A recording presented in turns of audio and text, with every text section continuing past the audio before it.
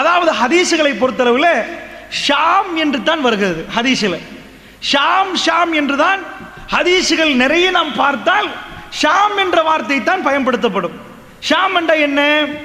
அதாவது அது புரிந்தால் மட்டும்தான் ஷாம் என்றால் நான் ஹதீஸில் சொல்லுகிற நேரம் உங்களுக்கு நன்றாக புரியும். நான் சொல்லக்கூடிய இந்த மெப்பையும் சரியாக புரிந்து கொண்டால்தான் ரசூல் ஸல்லல்லாஹு அலைஹி வஸல்லம் அவர்கள் சொன்னது என்ன, இன்றைக்கு நடப்பது என்ன, அதற்கும் மறுமைக்கும் எவ்வளவு நெருக்கமா இல்லையா என்பதை நீங்களே விசாரித்துக் கொள்ள வேண்டும். அல்லாஹ்வுடைய நல்லடியார்களே, ஷாம் என்று சொன்னால் அந்த காலத்தில் ஒரு நிலப்பரப்பாக இருந்தது. இன்றைக்கு 4 நாடுகள், அதாவது பலஸ்தீன், ஜோர்தான், லெபனான், சிரியா. ஜோர்தான்ல ஒரு பகுதி, இந்த 4 நாடும் சேர்ந்த துருக்கியில் ஒரு பகுதியும் வரும். இந்த 4 5வது நாடு, இது அத்தனையும் சேர்ந்தால்தான் ஷாம் என்று சொல்லப்படும். இப்போ இந்த நிலப்பரப்புல அதிகமான பெரிய இடம் வந்து சிரியா.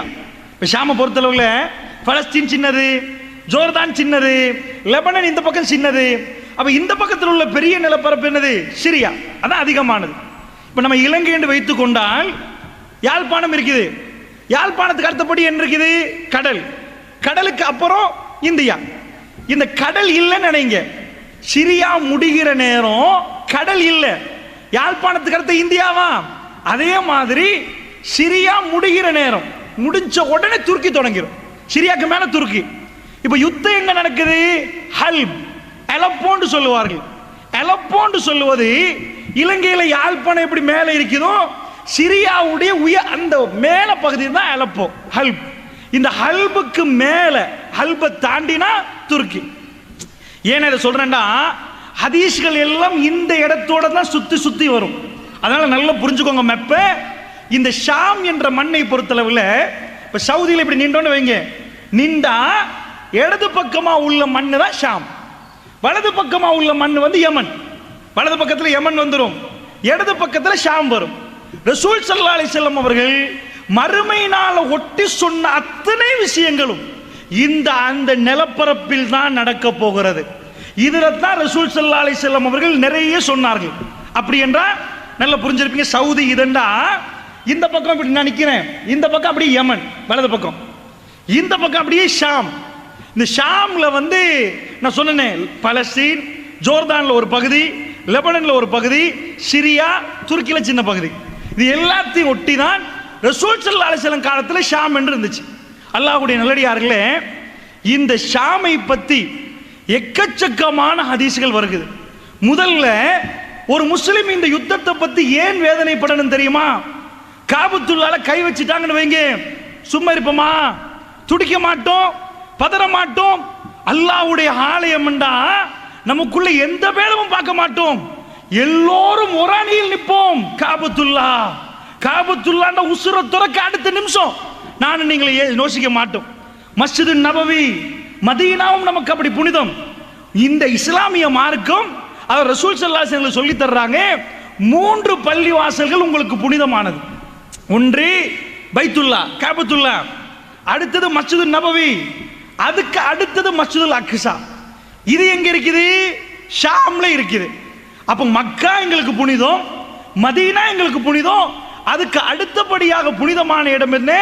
இது ஷாம் தான் எங்களுக்கு புனிதம். இது அதிகமான மக்கள் புரிகிறாங்க இல்ல? உலகத்தில் என்ன நிலப்பரப்பு இருந்தாலும் மக்கா மதீனாவுக்கு அடுத்தபடியாக இந்த ஷாம் என்பது எங்க கல்வியில் அப்படி இடம் பெற வேண்டிய இடம். இந்த 3ஐ ரசூலுல்லாஹ் சொல்றாங்க. அப்ப ஷாம் என்று சொன்ன நிறைய பேர் கவலை வர்றது இல்லை. ஏன் வரலண்டா, மக்காண்டா வருகுது, மக்கா எங்களே, மதீனாடா வருகுது. மக்கா மதீனாவோட வர்றது தான் இந்த ஷாம். ரசூல் ஸல்லல்லாஹு அலைஹி வஸல்லம் அவர்கள் அதிகமாக சிலாயித்து சொன்னாங்க. சஹாபாக்கெல்லாம் உட்கார வச்சு பேசுறாங்க. அல்லாஹ் ஷாமுக்கு அல்லாஹ் செய்த அருள், அல்லாஹ் செய்த பரக்கத்துன்றாங்க. சஹாபாக்கள் கேட்டாங்க, யார சொல்லலாம், ஏன் யார சொல்ல அப்படி என்றீங்க, எப்படி சொல்றீங்க, ஷாமை பார்த்து ஏன் அப்படி பண்றீங்க? அல்லாஹ்வுடைய தூதர் ஸல்லல்லாஹு அலைஹி வஸல்லம் சொன்னாங்க, நான் கண்களால் அல்லாஹ் ரப்புல் ஆலமீன் எனக்கு காட்டுகிறான். என்ன காட்டுகிறான் தெரியுமா? ஷாமுடைய நிலப்பரப்பில் மலக்குமார்கள் தன்னுடைய ரெக்கைகளை தாழ்த்தி கொண்டிருக்கிறார்கள். அல்லாஹ் அருள் செய்த பூமி என்றார்கள் ரசூல் ஸல்லல்லாஹு அலைஹி வஸல்லம் அவர்கள். அப்படிப்பட்ட பூமி அல்லாஹ் ரப்புல் ஆலமீன் திருக்குர்ஆன்ல சொல்றான். ஒரு நாள் ராத்திரி ரசூல் ஸல்லல்லாஹு அலைஹி வஸல்லம் அவர்களை மஸ்ஜிதுல் நப அதாவது மஸ்ஜிதுல் ஹராம்ல இருந்து காபத்துல்லால இருந்து எங்க கொண்டு போறான்? அக்ஸா பள்ளிவாசலுக்கு கொண்டு போய் அக்ஸாவுல இருந்து மேராஜ் பயணம் கொண்டு போறான்ல. இதுக்கு இஸ்ராண்டுவோம். அதுக்கு மேல போறது மேராஜ். இந்த உலகத்துக்குள்ளேயே பைத்துல் ஹராத்துல இருந்து மஸ்ஜிதுல் ஹராம்ல இருந்து அக்ஸா வரைக்கும் போனா அதுக்கு பேர் இஸ்ரா. அதுக்கு மேல போறது மேராஜ். அல்லாஹ் எப்படி சொல்றான் தெரியுமா? சுப்ஹானல்லஸி அஸ்ரா பி அப்திஹி லைலம் மினல் மஸ்ஜிதில் ஹராம் இலல் மஸ்ஜிதில் அக்ஸா அல்லதி பாரக்னா ஹவ்லஹு. அல்லாஹ் ரப்புல் ஆலமீன் சொல்றான், தன்னுடைய அடியான் முஹம்மது ஸல்லல்லாஹு அலைஹி வஸல்லம் அவர்களை மஸ்ஜிதுல் ஹராம்ல இருந்து மஸ்ஜிதுல் அக்ஸா வரைக்கும் கொண்டு போனானே, அவன் பரிசுத்தமானவன் சொல்லி நிப்பாட்டினா பிரச்சனை இல்லை. என்ன சொல்றான் தெரியுமா? பாரக்னா அலா ஹவ்லஹு, அதை சுத்தி நாம் என்ன பண்ணிருக்கிறோம்? பரக்கத்து செய்திருக்கிறோம் என்று அல்லாஹ் ரப்புல் ஆலமீன் சொல்றானே. பரக்கத்து செய்யப்பட்ட பூமி ஷாம். திருக்குர்ஆனில் நேரடியா வருகிறது. ஷாம் என்று சொன்னா அது பரக்கத்து செய்யப்பட்ட மண். அமெரிக்காவுக்கு அப்படி வரல, ரஷ்யாவுக்கு அப்படி வரல, ஷாமுக்கு பரக்கத்து செய்யப்பட்டு திருக்குர்ஆனில் நாம நெடிய பார்க்கலாம். நபிகள் நாயகம் ஸல்லல்லாஹு அலைஹி வஸல்லம் அவர்கள் ஒரு நாள் சொல்றாங்க, என்ன சொன்னாங்க தெரியுமா? ஷாமை பார்த்து, அல்லாஹும்ம பாரிக் லனா ஃபீ ஷாமினா, யா அல்லாஹ் எங்களுடைய ஷாமுக்கு பரக்கத்து செய்வாயாக. ரசூல் ஸல்லல்லாஹு அலைஹி வஸல்லம் சொல்ற நேரம் ஷாம் எங்க கையில இல்ல, கிறிஸ்தவர் கையில. அல்லாஹ்வுடைய தூதர் என்ன பண்றாங்க தெரியுமா? அல்லாஹும்ம பாரிக் லனா ஃபீ ஷாமினா. ஹதீஸ் நல்லா பாருங்க வாசகத்தை. யா அல்லாஹ் எங்களுடைய ஷாம்ல எங்களுக்கு பரக்கத்து செய்வாயாக. ஷாபாக்கள் என்னன்னா ரசூல் ஸல்லல்லாஹு அலைஹி வஸல்லம் காலத்துல ஷாம் எங்க கையில வரவே இல்லை, ஷாம் கிறிஸ்தவர்கள் கையில. அப்ப அல்லாஹ்வுடைய தூதர் சொன்னாங்க, ஷாம் கிடைக்க போகுதுன்னு அர்த்தம். அதோட யமன் வாசிகள் இருந்தாங்க. யார் சொல்லலாம்? எங்களுக்கு சொல்ல மாட்டீங்களா? எங்க ஊருக்கு கேட்க மாட்டீங்களா? அல்லாஹும்ம பாரிக் லனா ஃபீ ஷாமினா வ ஃபீ யமனினா. யா அல்லாஹ் எங்களுடைய ஷாமுக்கும் எங்களுடைய யமனுக்கும் யா அல்லாஹ் நீ பரக்கத்து செஞ்சிரு யா அல்லாஹ். அதோட வந்து நஜித் வாசிகள் ஈராக் மக்கள் கேட்கிறாங்க. யார் சொல்லலாம்? எங்களுக்கும் கொஞ்சம் ஈராக்குக்கு.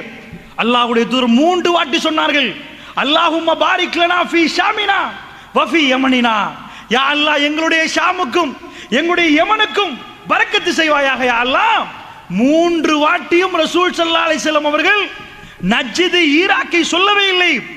எல்லாம் முடிஞ்ச பிறகு ஈராக் ஈரான் பிரதேசம் நஜ்த் பிரதேசம் எல்லாம் முடிஞ்ச பிறகு ரசூலுல்லாஹ் சொன்னாங்க, அது ஃபித்னாக்குரிய மண்ணு, கர்னு ஷைத்தான், ஷைத்தான் கொம்புகள் முளைக்கிற இடம், அது பூமி குலுக்க வர்ற இடம், அதுக்கு துவா செய்ய இயலாதுன்றாங்க ரசூல் ஸல்லல்லாஹு அலைஹி வஸல்லம்.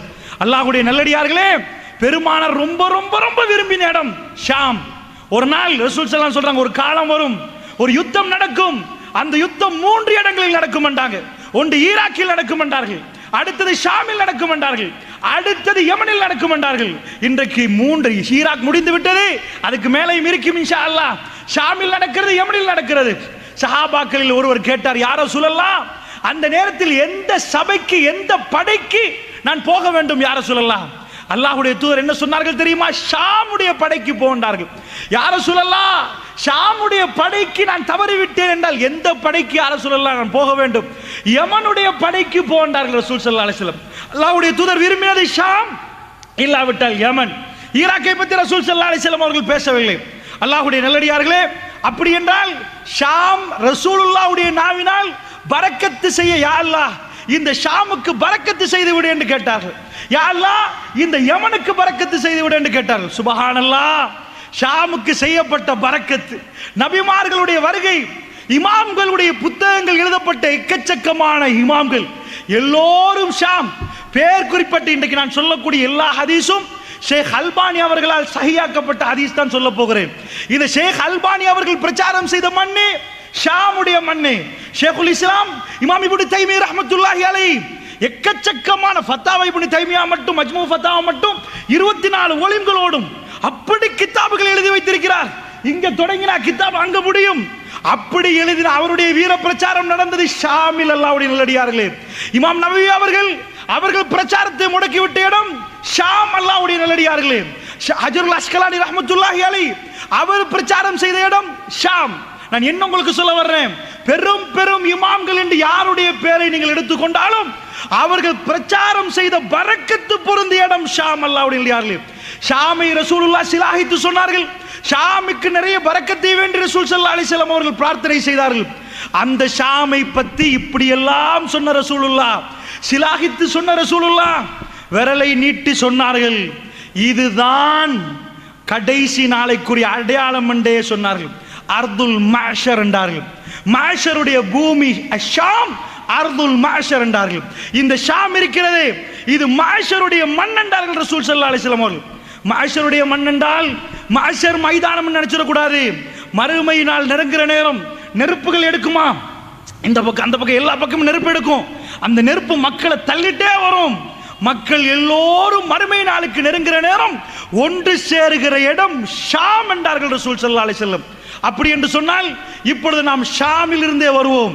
அந்த ஷாமை பற்றி ரசூலுல்லாஹ் சொன்னதும் இன்றைக்கு நடக்கக்கூடிய யுத்தத்துக்கும் என்ன முடிச்சு போடலாம், இது என்ன யுத்தம் என்பதை நீங்கள் பார்க்கலாம். அல்லாஹ்வுடைய நல்லடியார்களே, நபிகள் நாயகம் ஸல்லல்லாஹு அலைஹி வஸல்லம் அவர்கள் இந்த ஷாமை சிலாகித்து சொன்னதெல்லாம் ஒரு பக்கம் வைப்போம்.